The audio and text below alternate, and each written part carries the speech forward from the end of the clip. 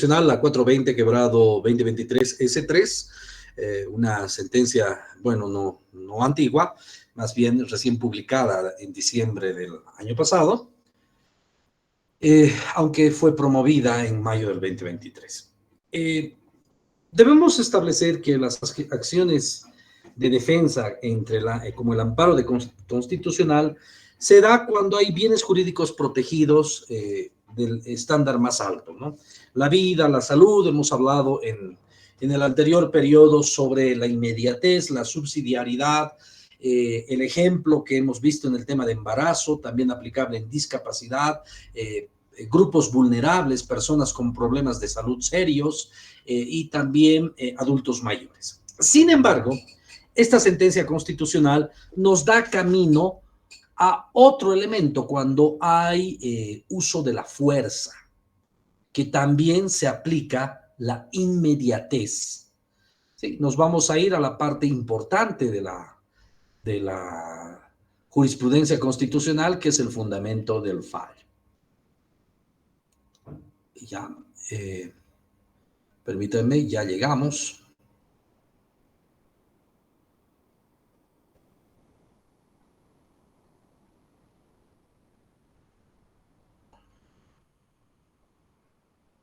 La acción de amparo constitucional y su procedencia ante vías de hecho. ¿Qué quiere decir? Uso de la fuerza. La sentencia constitucional 2076, quebrado 2012, en concordancia a la sentencia 998, quebrado 2012, establece lo siguiente. En un nuevo entendimiento constitucional, afín a los presupuestos de activación de la acción de amparo constitucional respecto a las vías de hecho, estableció y delimitó los presupuestos de activación de esta acción tutelar frente a vías de hecho, señalando que, o sea, ¿qué significan medidas de hecho? Uso de la fuerza, ¿ya?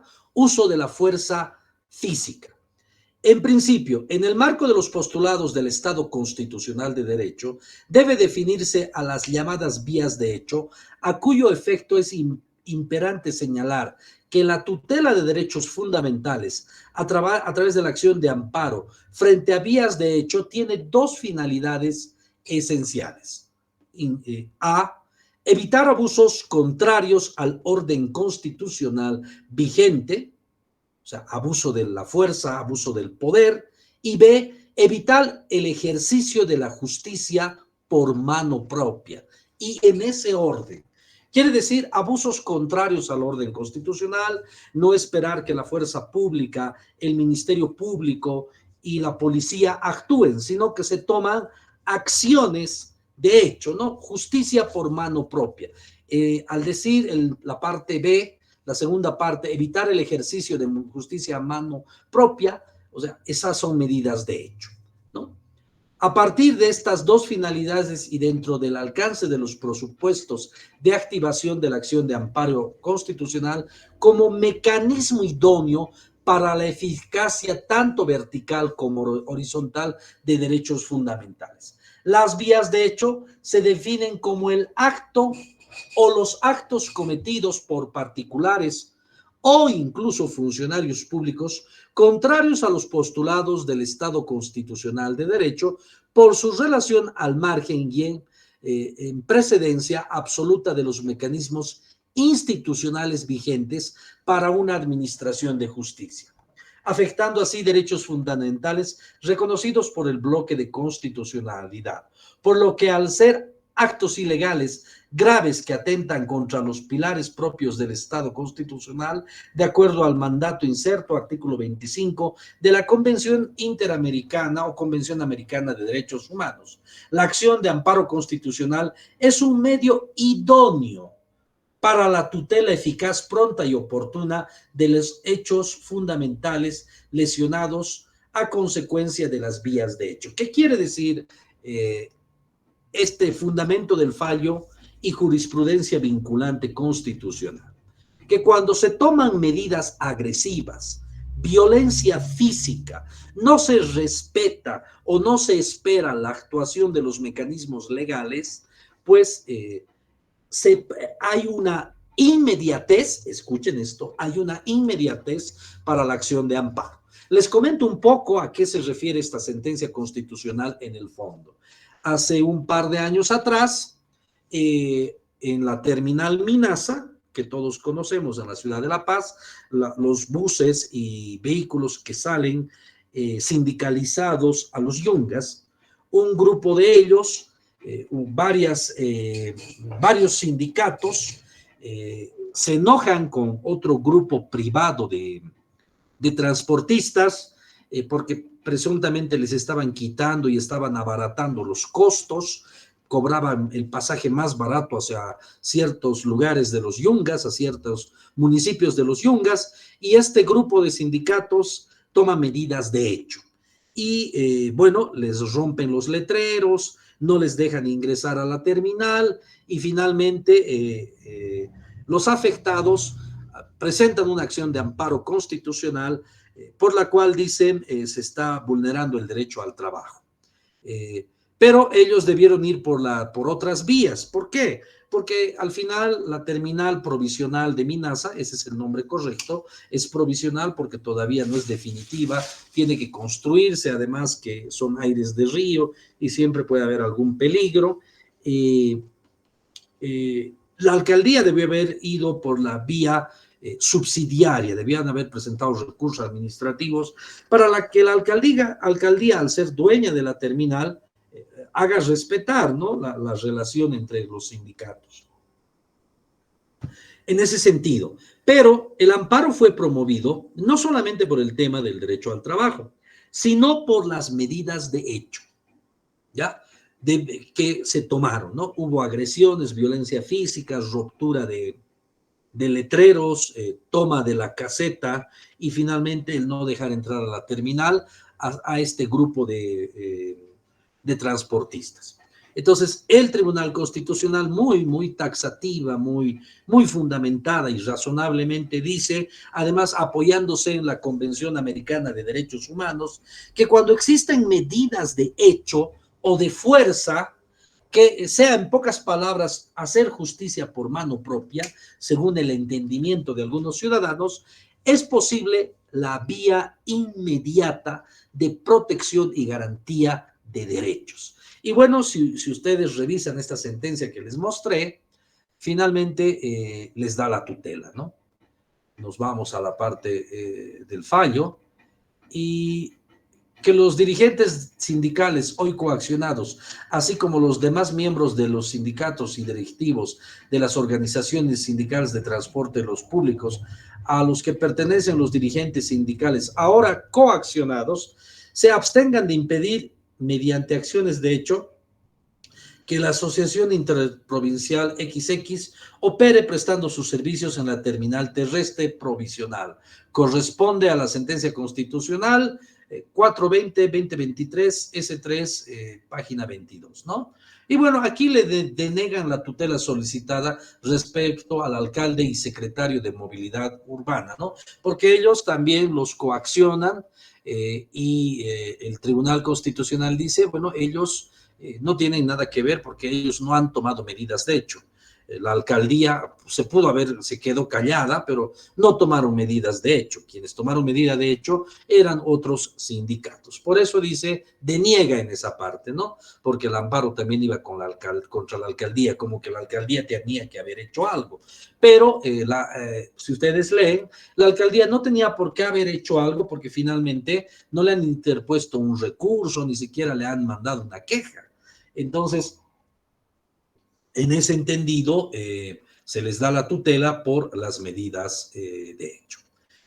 Si hay alguna pregunta o algo que no esté claro, vamos a cargar otra jurisprudencia, ¿no? Es importante ir estableciendo cuándo existe inmediatez. En varios aspectos, y allí vuelvo a recalcar, viene la capacidad argumentativa, a la argumentación jurídica que los abogados debemos desarrollar con el transcurso de nuestra profesión para que muchas cosas que aunque parezcan subsidiarias se transformen en inmediatez o sean inmediatas. Muy bien, ayer les comenté y les dije que hoy íbamos a ver ¿Cuándo el Tribunal Constitucional podría administrar excepcionalmente justicia? Vamos a ver esta sentencia, que son varias, ¿no? Pero esta nos va a dar la punta del ovillo para empezar a hablar sobre la justicia plural con referencia a la justicia constitucional. La sentencia constitucional que tienen en pantalla, 0800/2020 S2. Nos vamos a la parte importante, fundamentos del fallo, ¿no? Fundamentos del fallo.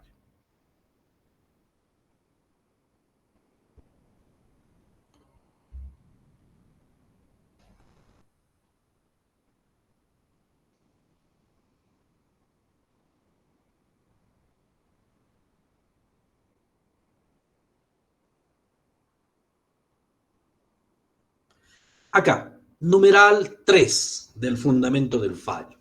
Valoración de la prueba constituye una facultad privativa de la jurisdicción ordinaria y administrativa, ya sea un proceso judicial o sea un proceso administrativo por servidores públicos.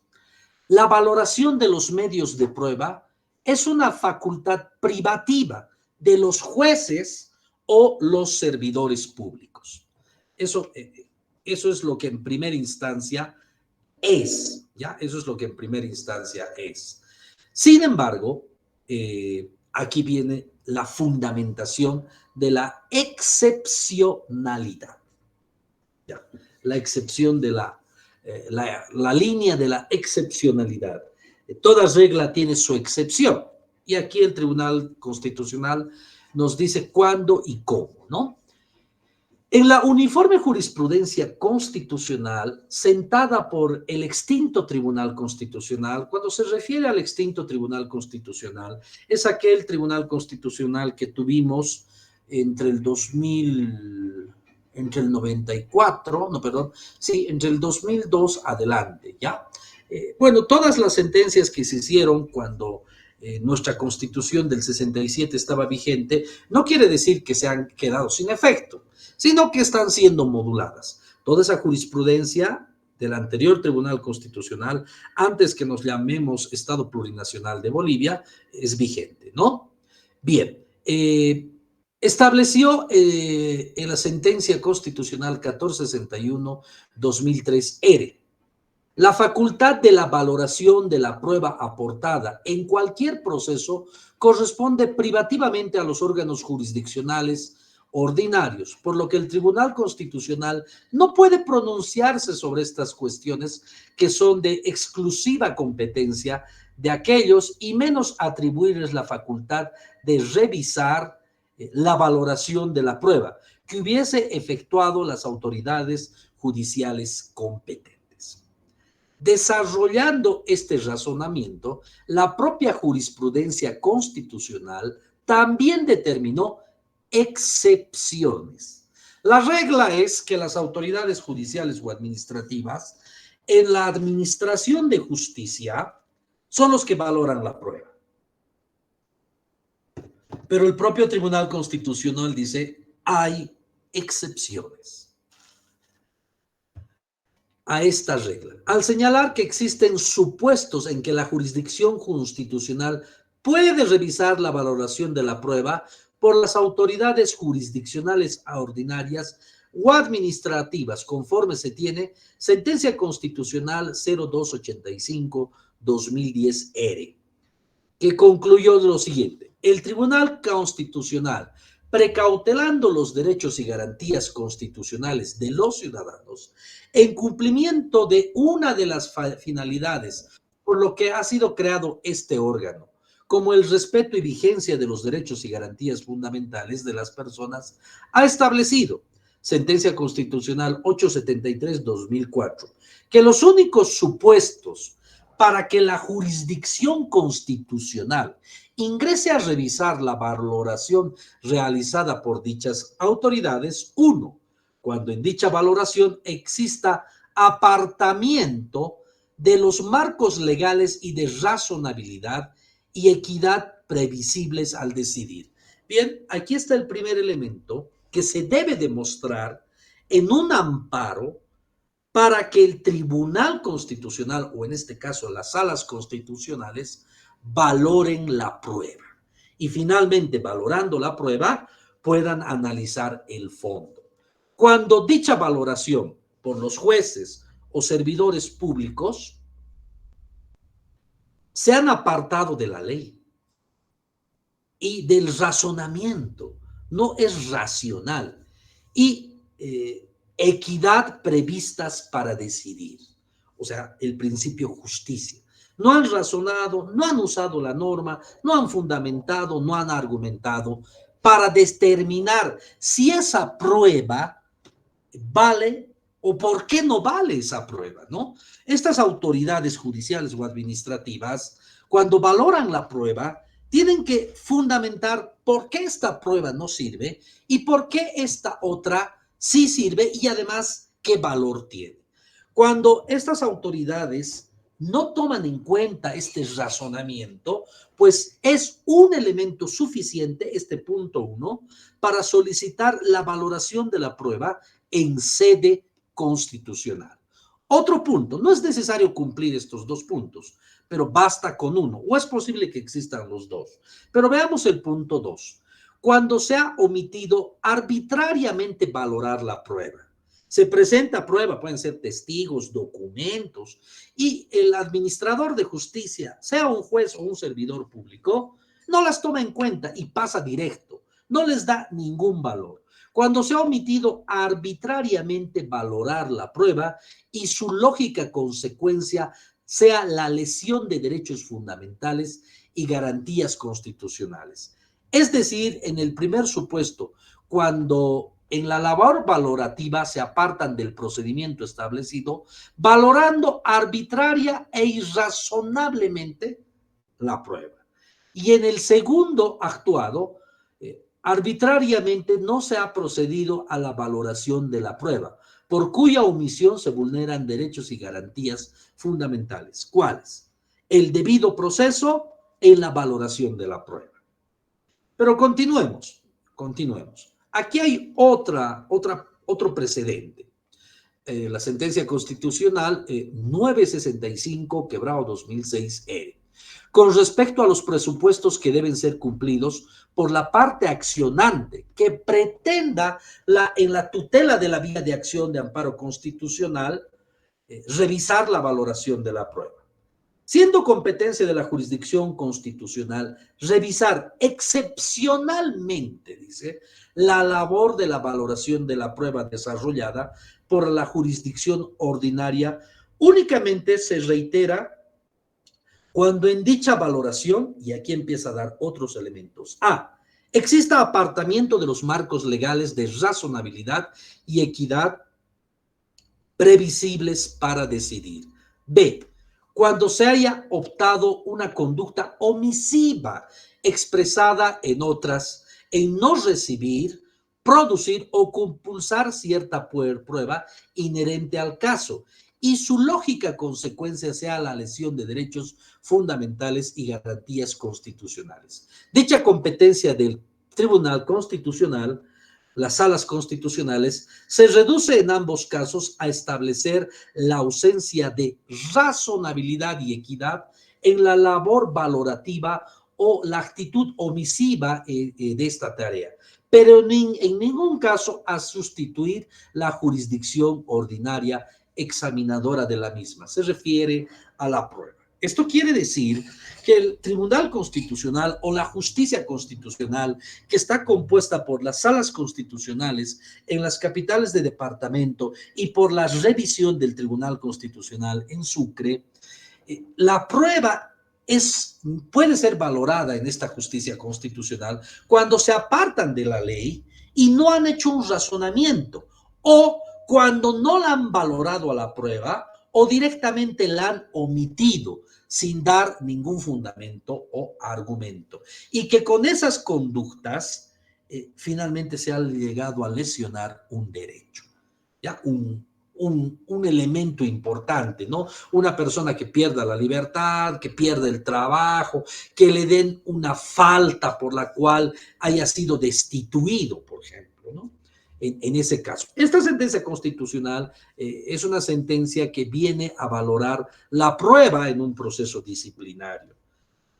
Muy bien, pero sigamos. Y estos dos párrafos son determinantes para que los juristas comprendamos la dimensión cuando podemos usar la justicia constitucional en la vía de amparo, no como un recurso de casación, sino por una justicia constitucional cuando los administradores de justicia, sean jueces o servidores públicos, irracional y con conducta omisiva, no quieren valorar la prueba o no le han dado un valor a la prueba. En ese orden de razonamiento, para que el tribunal pueda cumplir con esta tarea, es necesario que la parte procesal que se considera agraviada con los resultados de la valoración efectuada dentro de un proceso judicial o administrativo, invocando la lesión de sus derechos fundamentales, exprese de manera adecuada, quiere decir muy claro, y precisa en los fundamentos jurídicos que sustenten su posición. Recurso de amparo. ¿Qué debe fundamentar? ¿Qué debe demostrar en su recurso de amparo constitucional para que la justicia constitucional valore la prueba? Por una parte, ¿qué pruebas? Identificar esta prueba, esta otra prueba, no se ha señalado, no me han dejado presentar testigos, he presentado testigos, no los ha tomado en cuenta, no les ha dado el valor probatorio. ¿Cuáles pruebas fueron valoradas apartándose de los marcos legales de razonabilidad? No tomaron en cuenta mi descargo, no tomaron en cuenta mi informe y equidad previsibles para decidir. ¿O cuáles no fueron recibidas o habiéndolo sido, no fueron producidas o compulsadas? Para ello será preciso que la prueba no admitida o no practicada se haya solicitado en la forma y en el momento legalmente establecidos. Quiere decir que se ha ofrecido la prueba, se ha desarrollado la prueba, se solicitó tomar en cuenta esta prueba, la autoridad no hizo la prueba, no llamó a los testigos, etcétera. Solicitud que en este caso no faculta para exigir la admisión de todas las pruebas. ¿Qué quiere decir? No vayamos a pensar que en una acción de amparo vamos a presentar pruebas que no se habían presentado en la justicia ordinaria o la justicia administrativa. No, eso es imposible. Si las pruebas no se presentaron dentro de la justicia administrativa o justicia ordinaria, pues es un acto consentido, es un error propio de la defensa no haber presentado. Esto se refiere cuando la autoridad no las ha tomado en cuenta, no las ha valorado o ha tenido una conducta omisiva. ¿Qué se llama esto? Se llama legalidad ordinaria, cuando la justicia constitucional puede valorar pruebas. La admisión de todas las pruebas que puedan proponer las partes en el proceso, ojo, no dice en el amparo, dice en el proceso, sino que atribuyen únicamente el derecho a la recepción y práctica que aquellas sean pertinentes, correspondiendo a los órganos judiciales ordinarios el examen sobre la legalidad y pertinencia de las pruebas solicitadas. Esta coma es importante. Debiendo motivar razonablemente la denegación de las pruebas propuestas. La prueba que usted ofrece es impertinente por esto, por esto, por esto. Debe darles un valor. Por supuesto, una vez admitidas y practicadas las pruebas propuestas, declaradas pertinentes, el administrador de justicia dice, esta prueba presentada le vamos a dar la pertinencia. A los órganos judiciales les compete también su valoración conforme a las reglas de la lógica y de la sana crítica, según lo alegado y probado. Muy bien.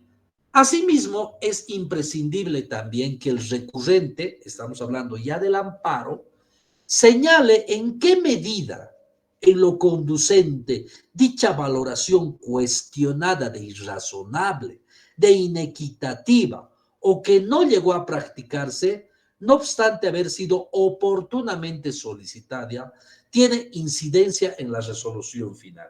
Si a esta prueba le hubieran dado un valor, si esta prueba solicitada se hubiera practicado, hubiera cambiado en esta medida el resultado en la resolución, en el fallo, en la sentencia.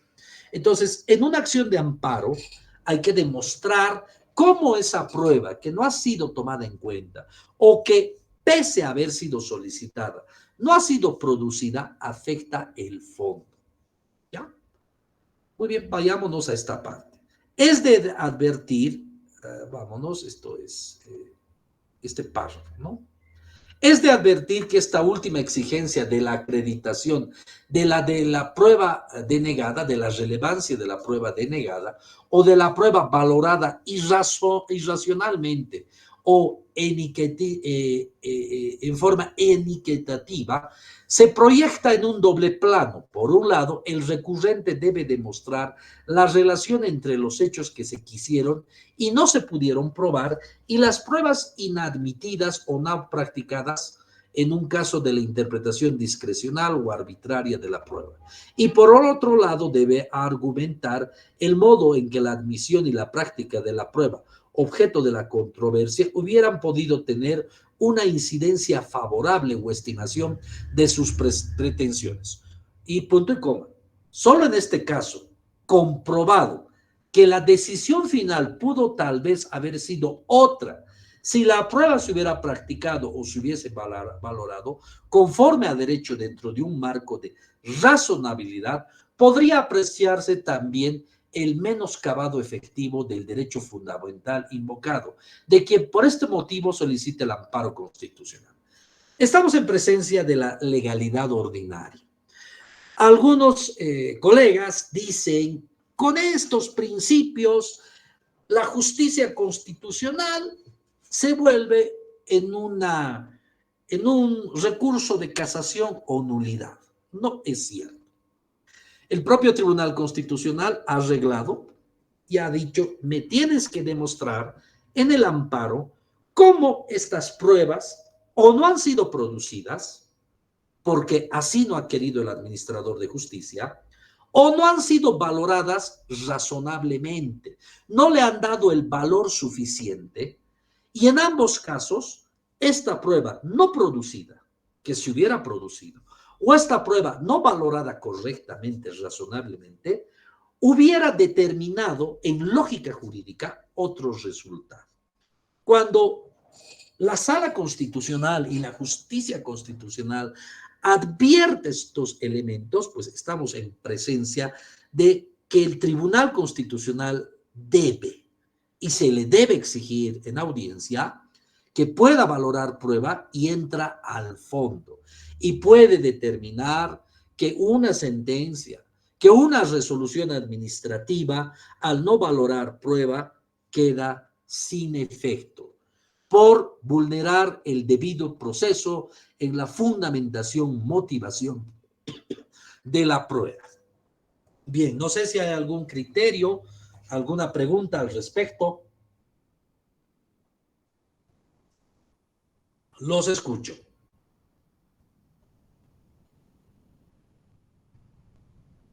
Esto es lo que se llama la legalidad ordinaria, ¿no? Bien, hemos estado hablando sobre el estándar más alto, ¿no? Y bueno, a ver, sería muy bueno definir y establecer a qué se refiere la jurisprudencia constitucional al decir el estándar más alto. No sé si pueden ver esta otra sentencia constitucional, no la logro ver, ¿se puede ver? No sé si alguien me colabora. ¿Se puede ver, colegas? Buenas noches, doctor. Sí. Ok, ya, muy bien. Mi pantalla, ya, muy bien. Esta sentencia constitucional 2233-2013, ¿qué es el estándar más alto? ¿A qué se refiere? Vámonos al fundamento del fallo. Si se darán cuenta, en estos 2 días le hemos dado mucha relevancia al fundamento del fallo. ¿Por qué? Porque es lo que sirve en las sentencias constitucionales. Realmente la jurisprudencia es esto, el fundamento del fallo. Y ayer les dije, hay un conflicto hasta de Estado por la sentencia constitucional que establece que el expresidente Morales ya no puede participar en elecciones. Pero no, un grupo de abogados, incluso politólogos, dicen, pero es que esa sentencia no dice el nombre del expresidente. No tiene por qué decir. El fundamento del fallo es muy claro al decir que interpretan el artículo 168 y dicen que la reelección bajo el criterio de consultivo que se hizo a la Corte Interamericana de Justicia y de Derechos Humanos, dice que no es un derecho humano la repostulación y no necesita decir el nombre. ¿Ya? Y este es el elemento más importante de estos 2 días. Lo que vale de una sentencia constitucional, lo que es vinculante siempre es el fundamento del fallo.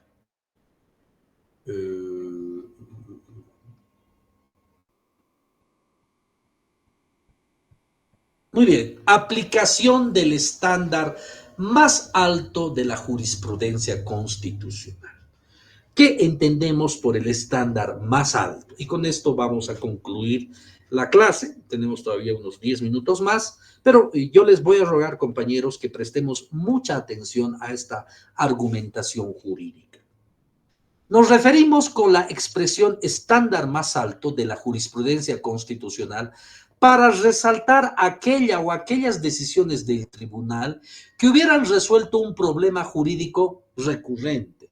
Podemos argumentar ahí constante y uniforme, pero de manera progresiva a través de una interpretación que tienda a efectivizar y materializar de mejor manera los derechos fundamentales y garantías constitucionales previstas en la Constitución y en los tratados internacionales de derechos humanos, que forman parte del bloque de constitucionalidad. El método de identificación del estándar más alto en la jurisprudencia constitucional es a través de un examen o análisis integral de la línea jurisprudencial, de tal forma que el precedente constitucional en vigor se constituirá en aquel que resulte de dicha comparación. ¿Qué quiere decir esto? Que puede haber varias jurisprudencia, varios fundamentos del fallo que tengan aparentemente un sentido diferente al otro. Y el estándar más alto es aquel que protege garantías y derechos humanos más importantes. Sobre el análisis dinámico de la jurisprudencia constitucional, a través de la sentencia 846 quebrado 2012, no es suficiente la identificación del precedente constitucional. No es suficiente tener una sentencia constitucional. A través del análisis estático de la jurisprudencia, se debe analizar la jurisprudencia constitucional también a través de un análisis dinámico. Es decir, se debe apreciar de manera sistemática el desarrollo de la jurisprudencia, y aquí viene lo medular, para ubicar el precedente constitucional en vigor de la línea jurisprudencial. Son la técnica para hacer ese análisis dinámico, son las respuestas o soluciones a la jurisprudencia que ha determinado el problema jurídico, que está conformado por un conjunto de sentencias que abordaron determinada temática. Les voy a dar un razonamiento muy interesante en este momento. Tenemos la sentencia 084 del 2017, donde dice claramente que la reelección es un derecho humano. Y tenemos la sentencia constitucional 1010-2023, que dice que la reelección no es un derecho humano porque ha habido una consulta a la Corte Interamericana de Justicia de Derechos Humanos. Pero ninguno de los dos es el estándar más alto. El estándar más alto es cuando la jurisprudencia de la sentencia constitucional 1010-2023 establece y dice que debe haber alternancia para que nadie se adueñe del poder. Ese es el hilo conductor evolutivo dinámico para entender cuál es el estándar más alto. Y para ponerlo entre comillas, negro y resaltado, el estándar más alto es que el poder debe ser alternado para que nadie se lo adueñe. No sé, espero que haya quedado claro cómo se determina el estándar más alto cuando aparentemente hay colisión de jurisprudencia. Estamos en un amparo, un colega usa 3 sentencias constitucionales que dicen lo mismo, el otro abogado usa otras 3 sentencias constitucionales, pero cuando hay una duda razonable, al tribunal se le debe decir cuál es el estándar más alto, aquel dinámico y elemento esencial evolutivo en la protección de derechos y garantías. Pero miren este párrafo, escuchen, lean. La jurisprudencia constitucional, al ser en esencia evolutiva, wow, nos dice que la jurisprudencia evoluciona, se va modulando, ¿qué quiere decir? Se va modificando, ya sea extendiendo, en su caso, restringiendo sus alcances. De ahí es preciso hacer un recorrido entre sentencias básicas, creadoras, fundadoras, porque hay sentencias creadoras, fundadoras también se les dice, sentencias moduladoras, que modulan otra sentencia, de las sentencias confirmadas o reiteradoras de líneas, sentencias mutadoras, ¿no? Miren, esto es para otro análisis, más adelante vamos a proponer a Néstor que se haga un curso para explicar cuándo hay una sentencia moduladora, cuándo hay una sentencia mutadora, ¿no? Una sentencia que además de evolucionista, de jurisprudencia, está cambiando, está mutando, o solo cambiadoras, ¿no? Una cosa es mutar y otra cosa es cambiar. Y sentencias reconductoras de línea, ¿no? Cómo reconducen. Una compañera nos preguntaba sobre el personal eventual, ¿no? Nos decía, ¿tienen derechos cuando están embarazados? En el 2000, hasta el 2006, una sentencia dijo, sí, tienen derecho el personal eventual a la estabilidad laboral mientras su hijo cumpla 1 año. Otra sentencia en el 2014 y 2016 ha mutado, no ha cambiado, ha mutado y dice, no, hay que ver el presupuesto. Si la entidad tiene presupuesto, pero la entidad no te va a decir que tiene presupuesto, ¿verdad? Bien, y sentencias reconductoras, porque solo con este análisis dinámico que conforma la línea jurisprudencial se identifica el precedente constitucional en vigor. En otras palabras, el estándar más alto. En este sentido, el uso del estándar más alto de la jurisprudencia constitucional al menos tiene 2 consecuencias prácticas. Provoca que el juez o tribunal, en caso de contar con 2 sentencias constitucionales contradictorias, elija, de acuerdo a las particularidades de cada caso, el entendimiento que tutele de manera más adecuada los derechos fundamentales, aquella que proteja el derecho fundamental, aquel bien jurídico protegido más importante. ¿Qué es más importante, la salud o la vida? Muchos dirán, ¿cómo puede haber vida sin salud? Y otros dirán, primero es la vida antes que la salud. Entonces, ahí viene la capacidad intelectiva del jurista, el abogado, que pueda decir, a ver, es importante la vida y la salud. ¿De qué sirve tener vida si la persona va a estar postrada en cama o esperando los últimos días de vida? Es necesario el estándar más alto. La salud permite la vida y la vida es el vivir bien, de acuerdo a los principios morales de la Constitución. Más o menos les estoy dando una redacción, ¿no? Una redacción fundamental para establecer el estándar más alto. Asimismo, de existir diversos entendimientos jurisprudenciales no antagónicos, sino progresivos, los mismos deben armonizarse para la resolución más adecuada del caso, en atención a los derechos fundamentales, obteniéndose vía de integración de jurisprudencia y el estándar más alto.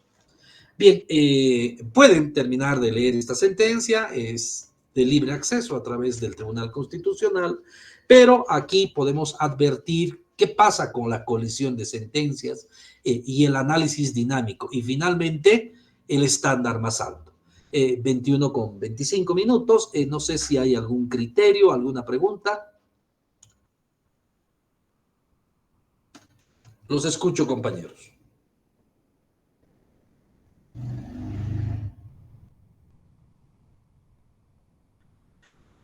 Bien, creo que no. Mañana también y el día viernes nuevamente tenemos, ya esta vez vamos a darle un enfoque al derecho notarial, propiamente dicho, ¿no?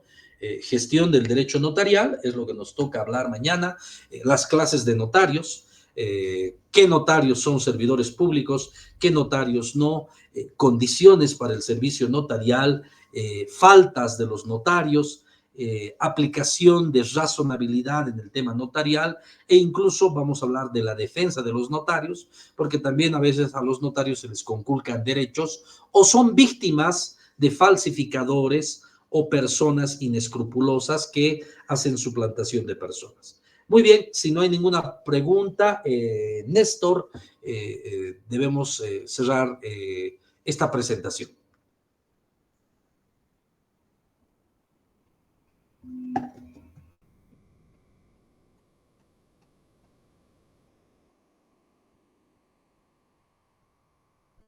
Mientras Néstor se vuelve a conectar, no sé si hay alguna pregunta más o algún criterio.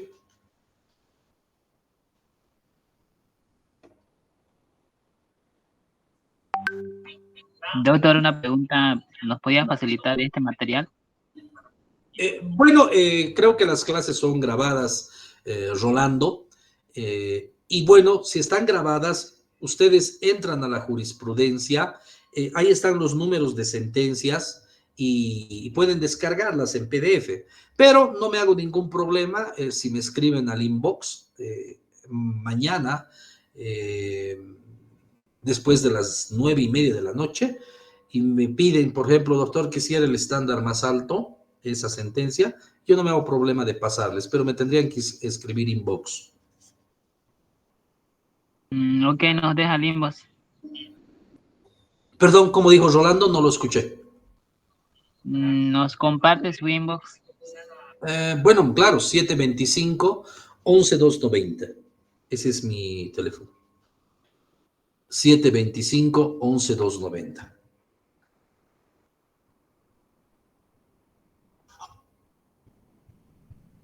¿Está bien?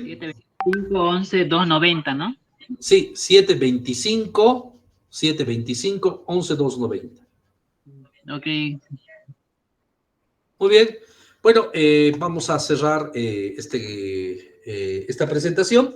Estamos presentes, colegas, el día de mañana a las 7:30, jueves y viernes, para hablar precisamente del sistema notarial en Bolivia. Y obviamente no nos vamos a desfasar del tema constitucional, agradeciéndoles por toda su participación. Creo que hoy día han participado más. Bueno, ayer no participaron, ¿no?